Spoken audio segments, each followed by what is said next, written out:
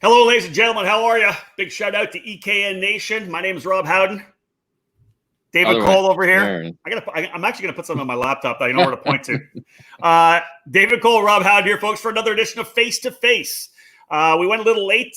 We were doing Tuesdays and Thursdays. It's going to be a Wednesday and Thursday this week. I gave David Memorial Day off, gave him a day off on Monday. Then he had to do a little moving yesterday, so we didn't. I actually cleaned my house yesterday. We didn't do it. We took a couple of days off to breathe, I think, a little bit. I don't know how many of you, like myself, I pretty much cried myself to sleep every night on the weekend because I should have been at the Indianapolis 500 and the Freedom 100 on Carb Day on Friday. But, of course, the Indy 500, like so many events, being moved further down the schedule. That race now set for the middle of August. Looking forward to that. It'll actually be right after the SCUSA Summer Nationals, the doubleheader at Newcastle Motorsports Park. But, David, all in all, things are looking good. If we talk COVID-19, coronavirus, we see things starting to open up a little bit. The numbers definitely coming down on a regular basis here in Canada. We're seeing a lot of the U.S. start to open up as well, which I think is a good thing. Yeah, it's shocking that Canada is actually opening tracks quicker than Michigan. It sucks for me, but that's the good thing is Canada is opening up. We're seeing tracks in Europe starting to open up as well. We're getting a number of events in the United States, depending on where you are, that are being hosted.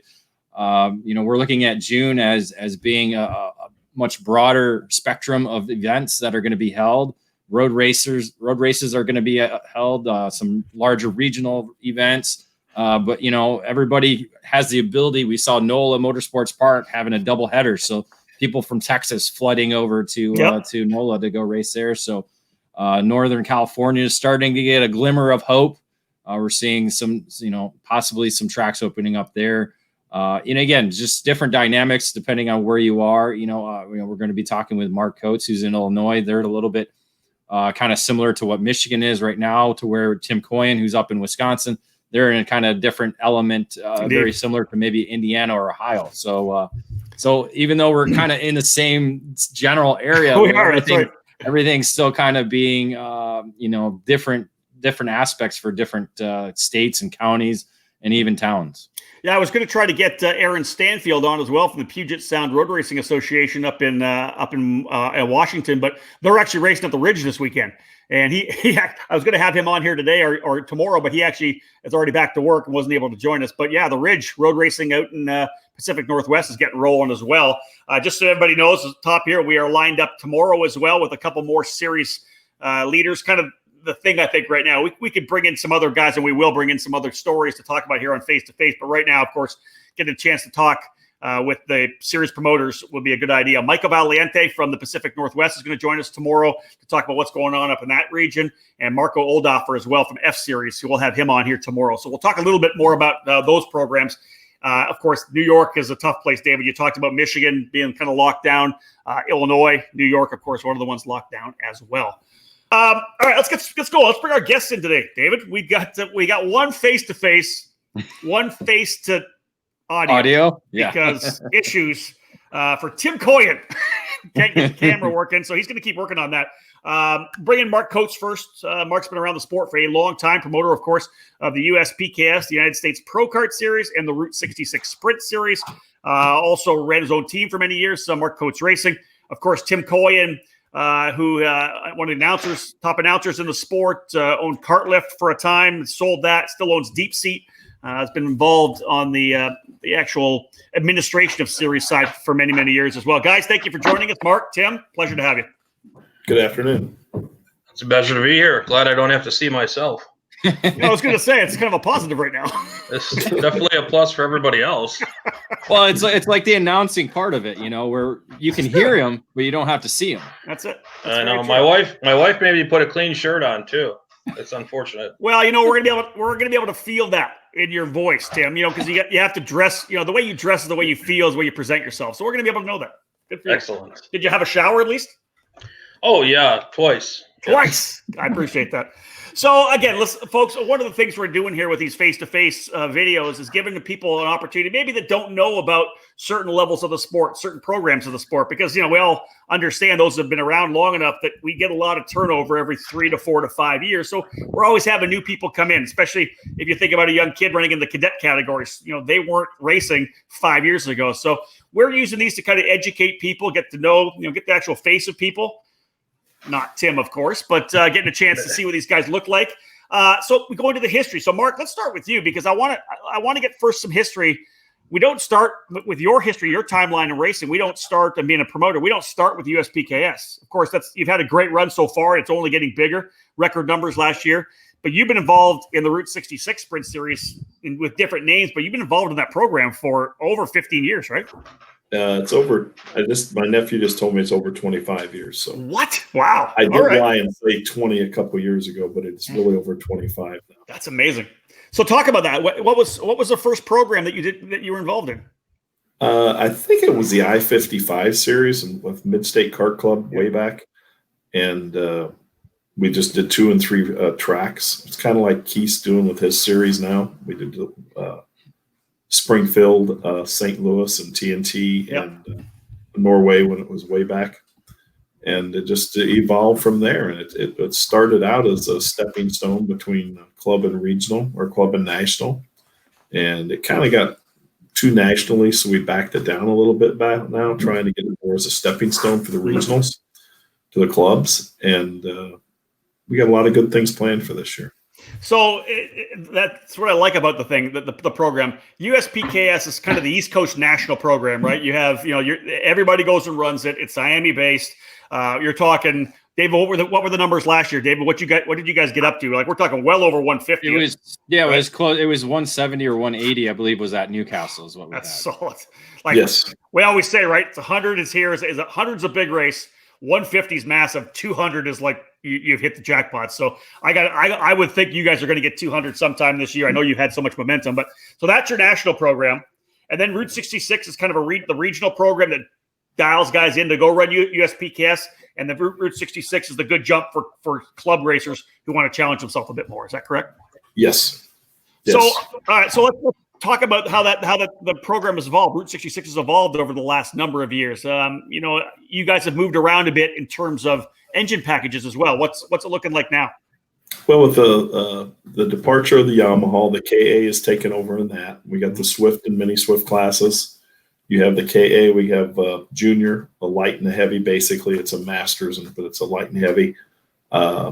We've taken the X30 out because it's just the cost. We kept it in the USPKS, but we've taken it out of the Route 66, and we've added the 4 Briggs classes back into the series. And the bottom line is that just makes it an easier connection to club racing, right? To be honest. Oh, definitely. Yeah. You can call it a KLO series. You can call it what you want, but it's the KA series and the LO206 Briggs, which has been a great package for the sport.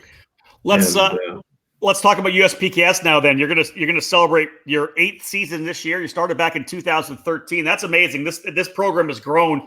Let's talk about. Just give us an overview of what the USPKS is from your standpoint.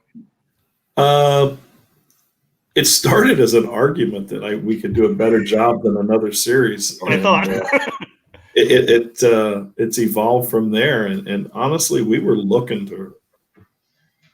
And I'm not just saying this. We were expecting 250 entries at NOLA, or it's not NOLA, excuse me, but Ocala this year. Wow. Okay. And we had to cancel it like everybody else did. But I think we're going to have big numbers this year. What do you attribute that to? I know that we talked to a lot of people about the culture top down and what the culture you're able to build. What do you attribute, you think, to the success of the USPKS over the last couple of years? How you've had so much momentum?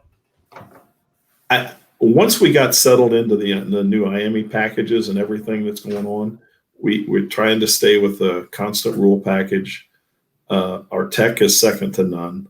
I mean, if you want to cheat, you can try, but I think we're going to catch it. We got a great team with Rick and Al and Tim, and we just try to be fair. And I mean, Jason, our race director, has been with us for a long time, and we're bringing on some new people this year. And we was the first to bring the pushback bumper. Yeah, you were. Which was very controversial, but now it's kind of the standard. It doesn't replace people, but it does make their job a little easier. We try keeping the fun aspect, even though it's professional. But one of the things I think that you've done, which is smart, is you've kept that 3 races. I know you've talked about adding a 4th, but you're not doing 5, 6 races. You kept that thing tight. David talks about that all the time. How he thinks you should have smaller series. That way people can run the whole program and maybe do other things as well. How much do you think that's played a role, just those 3 strong races? I know you've talked about that your team owners have potentially asked for a 4th race. Just having that focus deal is big. They definitely want that 4th race, and they're probably going to get their way next year. But we got to make it through this year. Well, when we first started, it was 4 races. There was 4 races. So it was just, I think, and me and Mark have talked about this since the beginning of the program. And that's kind of the thing is the feedback that teams and not only teams, but just, regular racers who show up to the program, they're always providing their feedback on what they like and don't like. And there was a time in our schedule where there was just way too much racing going on. And when you took a step back, the numbers actually grew from that. That's true. And we even dropped route back from 6 to 5 and from 5 to 4. And I think I was just going to say, I think that one of the things that was a dynamic that was taking place earlier was that everybody was trying to run all the races, all the series, all the races. They wanted to run WK, they want to run SCUSA, they want to run us, they want to run this, they want to run that. And so having a 4-race series or a 5-race series was a challenge to get people to be able to do it all. And people have now kind of sort of come to their senses, I would say, and realized you can't do everything.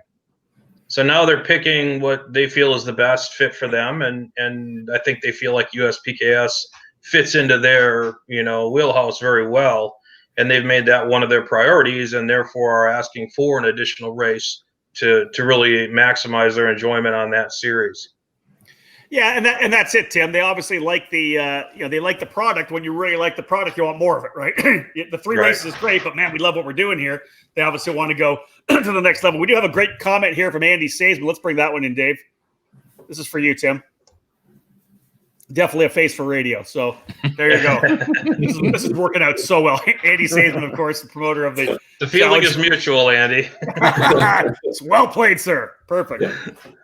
All right, Tim, let's stick with you because obviously one of the reasons why we're getting together here today on Face to Face is to give you guys an opportunity to talk about what's happening now with Route 66 and with, or as Mark, you call it, Route 66, as well as Canada, I guess, as well as USPKS. So let's start talking about Route 66 because first couple of races canceled, obviously, with the COVID-19 pandemic, the race at Mid-State in April and the MRP race in May. You guys are jostling things around, a couple of TBDs, but tell us where we are right now in terms of Route 66 and your plans. Well, our plan always has been to have a full season, regardless of how long this situation dragged on and if at all possible. And with only 4 races, we're really in a good spot to do that. And our first race is coming up July 4th weekend. It'll be at Road America. We had originally scheduled that race for Autobahn Raceway, which I might add is a beautiful facility. And Alan Bertignoli's done a great job there with their people, and it's a beautiful venue. But Illinois is just – I don't even know what to say. They just don't want to have any action right now. And there's no point in even trying to plan a race because I'd be shocked if we could get a race there at all this year, to be honest with you. So that's tough. Yeah. So the first race is going to be at Road America at the CTEC Racing, CTEC Manufacturing Motorplex.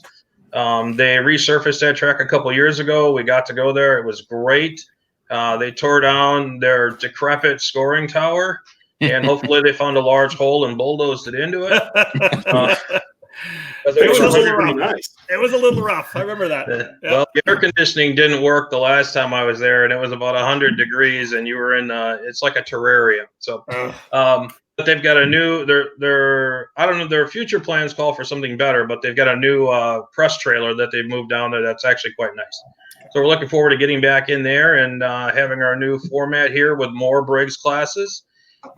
Briggs has really stepped up to help support the series, and they love the opportunity to cross promote to our 2-cycle racers as well. And so, if you have some series that are all 4-cycle, it's like, well, yeah, this is great, but what do they have to gain from that market? And they see our 2-cycle racers as a valuable potential customer for their product. So they're throwing some things at us to help us be able to draw good crowds in for these races. I believe for every race for this season, we're working with them to give away one of their big generators, a Briggs Power Smart generator, a 4,500 watt one. And that's going to be available to anyone, I believe, in all the classes. I don't believe it's just a Briggs class, because they look at the others as their customers too. Yeah.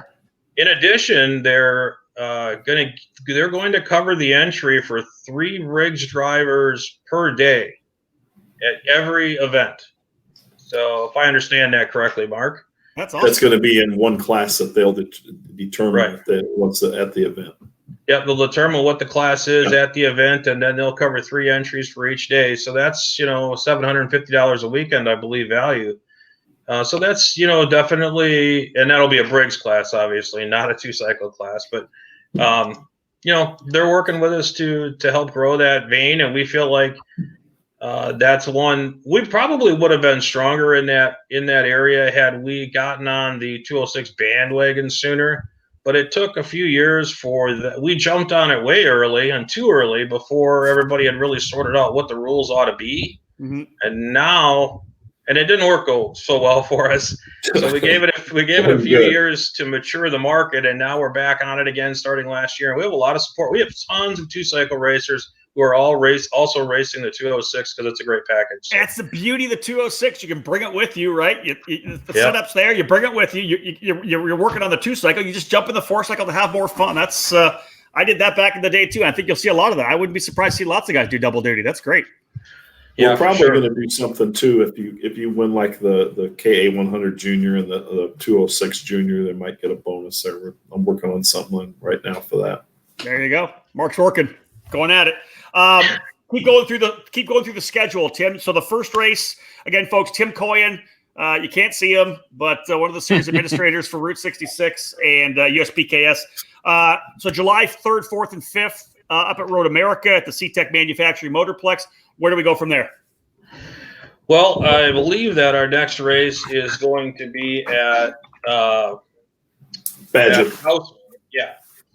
And after that, we're kind of at a TBD level. We know we've got the dates pretty well secured, but we're not exactly sure where they're going to be. And some of that is just because it's kind of hard to anticipate what states are going to be, opened up. But Dousman is what we're looking at for the next race, and that's in the end of August, the 28th to 30th. Okay. And then towards the end of September, the 25th through 27th will be the third event, and then we're going to wrap it up in the second week of October, the 8th through 11th. Joe Britton just commented the fact that Mid-State has been approved to start club racing on June the 20th, so that's a cool deal for the good folks over at the Mid-State Car Club. That's awesome. Get people back racing there as well. But yeah, so September 25, 26, 27, I think you guys have scheduled in for race number 3 and October 8, 9, 10, 11. David, you got down here? All right. So that would be the finale for Road 66. Right. And we've got a full slate of classes, and I think it's going to go well. We've got the 2 Briggs senior classes, the medium and then the heavy, as well as the full junior and the sportsman complement. And then we have our full IAME classes, the KA program, which, just continues to roll. The funny thing about the KA, I was talking about this with someone the other day who has kind of been out of karting for a few years. They used to be pretty well known, and I'm not going to embarrass them by talking to them about it here, mentioning their name, but they were like, what is this KA deal? And I said, well, this KA deal was the gentleman's racing class where people would go and just, kick back and relax and have fun. And that ended about 2 years ago. Now it's the second class for everybody who's chomping at the bit. And we see that at USPKS. We see all of the top guys from X30 now running the KA, but we're back to those situations now where you can run 2 classes like we had back in the old HPV Yamaha days. And it makes your travel dollar go further. Yeah, think about it physically as well too, right? If you're a senior driver, it's not driving an X30 and then try to drive something else. The KA is a little easier to drive in terms of the physically. Then you jump into the 206 and have some fun as well. So I think that kind of makes the weekends go a little easier as well. Yeah, there gives them really two options. I mean, you don't have to break the bank and you don't have to break your ribs. You know, you have another option there. Yeah, Koyen would know everything about ribs. Yeah. Who do you guys have? You know, the other thing I'll say this. Go, Mark. We brought the KA class into USPKS as the first series in the country that had that class. And it's really grown, and Eric's done a great job promoting it on the East Coast.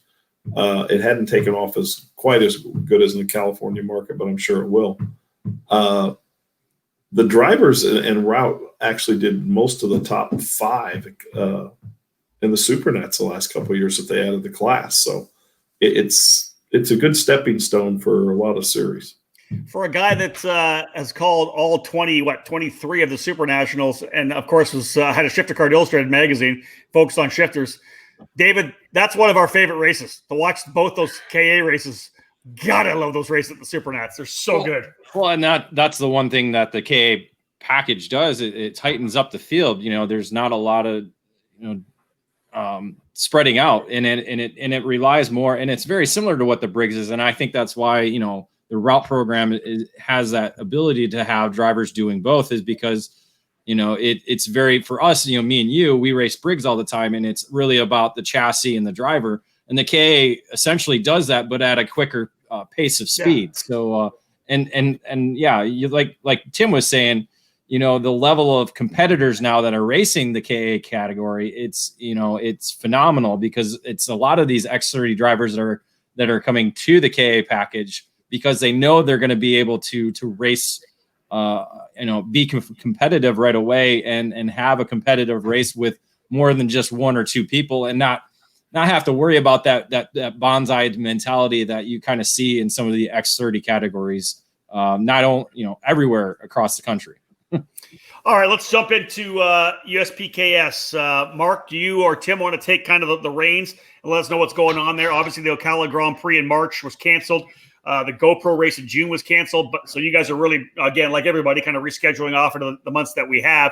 You did say that you potentially thought you could get up to 250 for that opener in Ocala. How do things look for the first race mid-July in Newcastle? Either you take that and run with it. I don't even remember where we're at on numbers. We did just reopen. Tim can go over all that. But good to have you here, Tim. Anyway, our what should have been our championship race is going to be our opening race in July, and then we're going to go back to Road America for the first time for that series ever. Right. And in September over Labor Day weekend. That's going to be the biggest race that Road America's had in quite a while. Have you guys had a USPKS race there? No, this will be the first time, and I think a lot of teams we had talked to about going there, and they're going to be in the Midwest anyway for a month, and I think it's going to be a big event. I love that racetrack. I remember when we were there in the mid-2000s with the Stars of Karting, and that track races I like that track a lot. I think they resurfaced that place like 2 years ago, man. It is. I mean, before you were racing on a scratch code. Yeah. I mean, that track, it's hard to get a hold of. It's slick. It's fast. I mean, not everybody can go practice there. I mean, it's a nice track. And I think it's a great opportunity. That time of year, you're out it's even in the fall. I mean, it's a beautiful track. There's events going on there on the big track. I mean, you can walk over there and see that. The town for both events, it's really good, and I think they'll like it. I do too. I really do. Tim, what's the call to wrap things up? Where are you guys going to do the finale this year? Well, it looks like GoPro has got to be the place to wrap it up. It's it's the old standby, I guess, right now. And it's was supposed to be our first race, our opener, but we're going to be bringing it back to the Miami East home there at GoPro. Yep. And it should be a great event. It's a little disappointing. We were hoping to get that one night race set up there, but that might end up proving to be a little bit too complicated for this year. And maybe when conditions are better, we'll be able to get that done. But yeah, that's it. I think I just wanted to make sure people who've never been to Road America, put that one on the calendar, because that is a venue. Once you go there, you're going to want to go back. Yeah, Kyle Kalish just posted up a comment that he thinks the last national at Road America was around 2011, 2012. So we're talking, 9-10 years since we've had a major event up at Road America. And Mark, listen, Road America knows how to put on events, SCCA runoffs, IndyCar, NASCAR weekends. Man, they know how to put an event on at the track itself. But like you said, the area is it's so much fun to go to. If people have never been to Road America for an event, it's a trek to get through Chicago, of course, to get to Road America. No, it's easy. Just don't go around Chicago. It's no big deal. This is true. Cut underneath it and shoot up 39. You got it made. There you go. We got MapQuest going here right now. ParkQuest. You've got Elkhart Lake. You got Sheboygan. You got there's just like for a foodie like me to be able to go to Wisconsin. I love going to Road America, but just that town, they just love it. People love racing here. You got to go to Siebkens. That's what I was going to say. You got to go to Siebkens. You got to go to Siebkens. There's a great place to go to the Brown Bear for wings. It's an awesome place to go. It's the National Park of Speed, right? That's what they call it. And it's going to be a huge race. I think it'll be a lot of fun. Hey, I do as well. Tim, question for you. You, Mark, either of you guys can talk about this.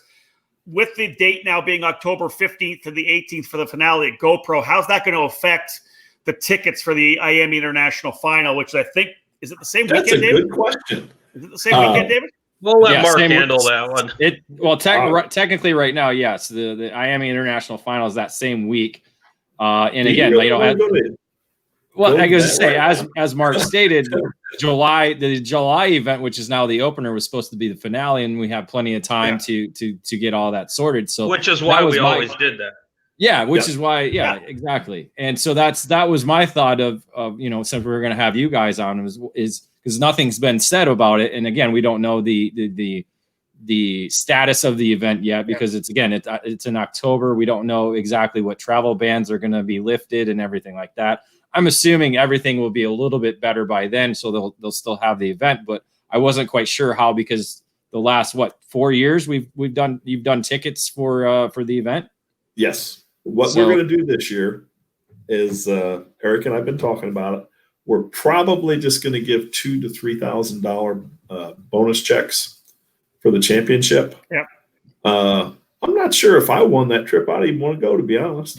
I mean, how many people are going to want to travel out of the country right now? I think we're going to be lucky to get people to travel in our country, let alone out of our country. But we'll have all that. We're going to put it out here. We're actually keeping the same cash purses we had, which we really upped this year. Let me set that up, because one of the huge things about USPKS, we talked about the success that you guys have had. We talked about the smaller, the small amount of races that people can pick. Tim talked about people being able to actually pick a race and support a series, and that's giving you guys lots of momentum. Your class structure is tight. It's not, you don't have 12 or 15 classes. You got a tight class structure, a little different for Route 66. You got a great class structure for both of these series. One of the big things you guys do is the prize table is huge. You guys give out a ton of cash, tons of prizes. Like it's not the most lucrative series you can run in North America right now. I've always believed, first of all, none of us do this for a living. I mean, face it, everybody knows that. Tim's got a job, I got a job, Rick's got a job, everybody's got jobs. We do it because we enjoy it. Yeah. We like giving back. And the money did kind of help entries. I mean, face it. Yeah, for some, for sure. Let's talk about partners. I want to give you guys an opportunity in kind of setting that up. The fact that you guys have so many partners you work with, the amount of stuff you guys give away. But either you guys can start spouting out some of the guys that make this series happen. To start is IAMI and MG do a ton for us. They're great people. They're good to work with. Eric has been great to us. The guys from MG been great. That's another thing. MG this year is at Newcastle Motorsports Park is the new tire over there. So it's more and more tracks are going to MG. I remember when we first started, we had a couple tires blister, and they had us take a picture of the tire and the code, and they knew what caused that problem before we left the event. They're good people, man, at MG for Great sure. People. Yeah. We're VP Fuel. This year we've switched our oil. Help me out here, Tim. Ceramic. Ceramic. I couldn't think what I was doing. Oh, there it is, right there. I'm not organized. That's all right. The ceramic oil. We dropped back to VP98 fuel. We got a ton of shops. I'd like to thank.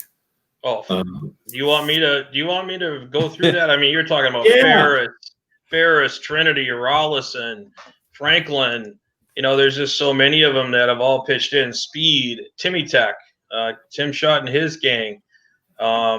There's more. I can't think of them all, but those are all people. I'm Luca Mars and his crowd, and those are all people who have they're the ones that are bringing the racers to the track. Oh yeah, we bring the program, they bring the party. That's what it is. You got Nitro Kart in there. You got Kart Sport in there. I don't know if you said Team Ferris. You got those guys in there. Mike Doty. Yep.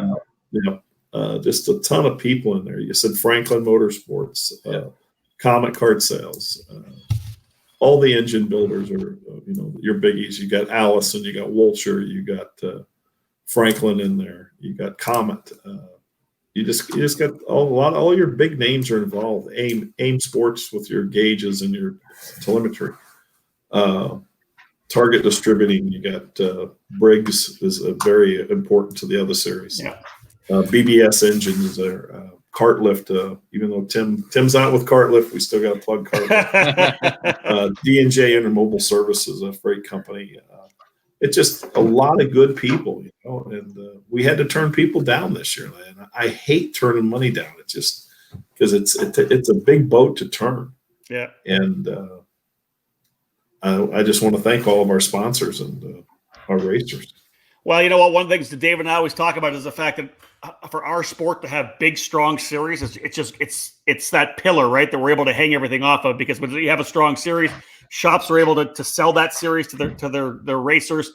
People are driving, people are racing, burning through consumables. You have to have strong series, and you guys have two of them, which is great in both Route 66 and USPKS. I do want to ask this. If we're talking about going to 4 races next year, Mark, what's that 4th racetrack? Where are we going? Don't know. There's a lot of good tracks. You got Texas. I mean, there's people wanting us to go the other direction. Ooh, speed sports. And the question is when, too, because really, again, the calendar, if we're ending by July, you're kind of limited March, April, June, July, or May, June, July. It doesn't say you can't start earlier. Okay. There we go. Yeah. We've had people want us to do races in December and January and stuff. It's just there's so much going on in the States already. So it's just stuff we're mulling around. You got to see we're driven by our sponsors. Yeah. AMAX Racing, I forgot to mention those guys on the route side. They're great people from Maxwell's. But my vote is for Texas. I've been pushing Texas for about a year now. Mostly because I have friends in Texas, but whatever. I didn't know you had that many friends. Gosh, both of them. They're both in Texas. Well, if you're thinking Houston, like I said, I've been to Alan Rudolph's track a number of times with Texas Pro Kart Challenge. It's a fantastic facility, and he texts me all the time, so he's on my radar. It's a great track, and Tim, you'll like the tower. It's a pretty great tower up there. Air conditioning, you can see everything. You'll be good to go. The name of the tower is what's the worst? Yeah, I saw his name on the door in some picture, and I was like, oh my. Well, actually, you know what? Listen, he's the first. I'll give this up here. And Andy Saisman goes, and he likes barbecue. There's awesome restaurants there. Great Mexican, great burgers, great barbecue. But here's the one thing about Rudolph's track. The reason why my name's on the door, because when he was building the track, he called me and said, "Hey, what do you want as an announcer? What do you want out of your booth?" So that was kind of cool. That's got to be a first. Yeah, first person that actually called to ask. I want air conditioning. It's got air conditioning. Trust me. Another track that's they're doing a lot of work on is the Trinity Karting Group's track over there. I forgot the name. Yeah, I actually just messaged Sean Bailiff to get him on Face2Face to give us an update because they've been doing a ton of work, but he's working. He sent me pictures, man, and it's really looking nice over there. Yeah, they're going to work, and they're going to have their own series there, a small club series as well. Their Pro-Am series. So yeah, it's great to have a track like that in Cincinnati too. I think that's big. we always talk about new racetracks, right? Anytime we can talk about a new racetrack, we're happy to hear about it. A buddy of mine does the Buckeye Karting Series, Scott, and they got a race going to be there, and it's different tracks. Yep, they messaged us as well. They're actually getting going pretty soon at Thompson, I think, next weekend. They started Thompson in a couple weeks. The Buckeye Karting Challenge for sure. Yeah. Guys, anything else you might want to drop out here? We're 40 minutes. We rock and roll here. Anything else you want to say? Hey, I wish my camera worked so you guys could all see my beautiful face, but it's we got to do this good talking to you guys. Hey, one thing I like to say is, like I said, all of our people are, they do it because they enjoy it. Rick Jumps, our tech guy. Rick is just a great guy. And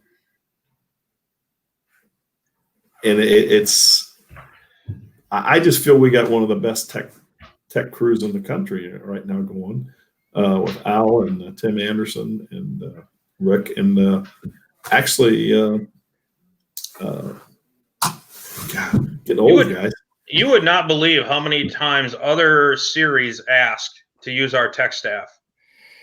Tim, I don't think that people. It's not one of the sexy jobs, right? It's not the thing we talk about out of the gate. Oh, this was this or this happened or no one has ever said Rick Jump and sexy in the same sentence. Just so you know.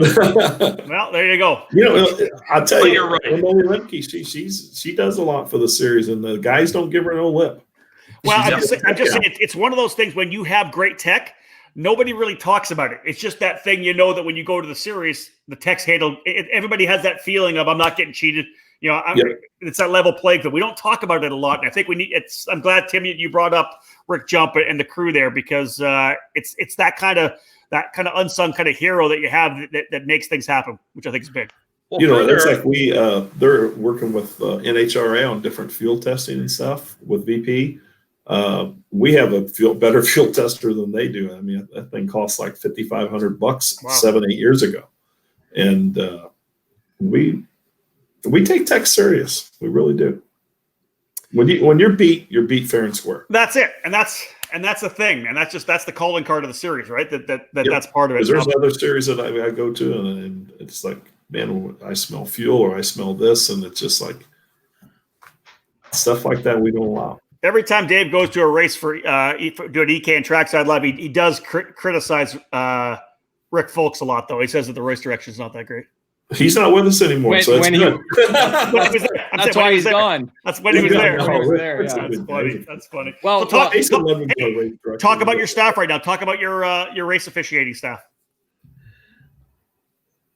Jason Ludwig's the head guy on that now. We're bringing on some new people this year. Hey, can I chime in on Jason? Sure. And David, you can as well too, David, because you spoke very highly of him. Yep. Oh, no one cares what David thinks. But as far as Jason goes, me and David spent too much time together in the tower. Way too much. Way too much. We're rooming together this year, by the way. I have an incredible amount of respect for Jason Ludwig, and he's one of these guys. When you first look at him, you're like, I don't know about this guy, but once you get to know him and work with him, he's just the nicest guy. He's polite, and he treats our racers very well. Even if the racers are wrong, he still treats them well. And that's one of his redeeming qualities, is as he's able to tell somebody, you're penalized, here's why, and they can be mad about it, and he doesn't get mad.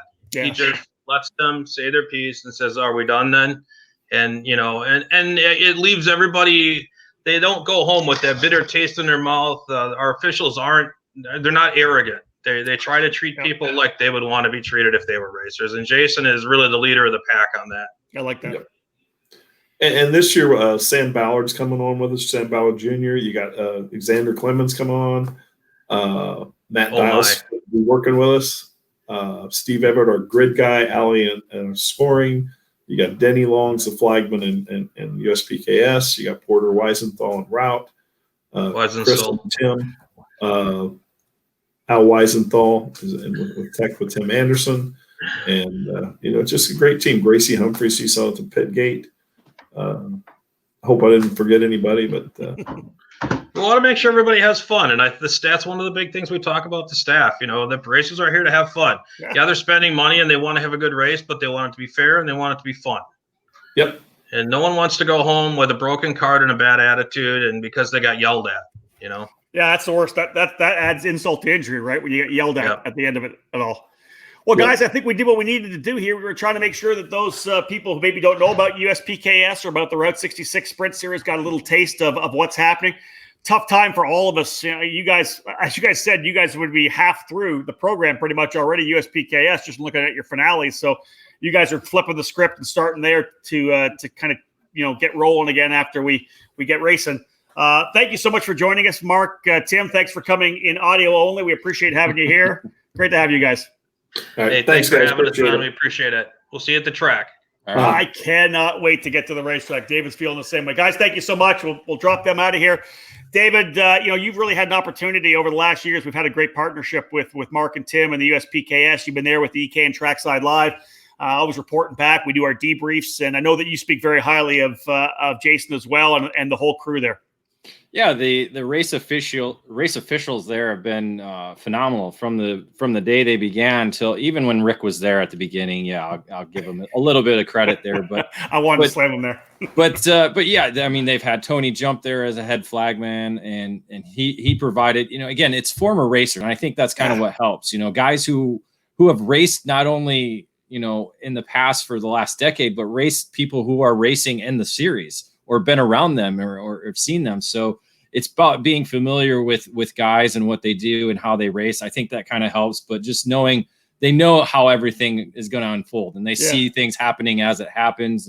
And so that's how they've been able to do that as, without cameras again, because they've done the entire program without any cameras, but they were the first program to bring in the pushback bumpers, which, it was just kind of the one thing we've always talked about with the pushback bumpers was to eliminate those crazy starts. And that's one of the things that USPKS focused on was eliminating those crazy starts. And they were able to do that with the pushback bumper, but Jason's done a great job.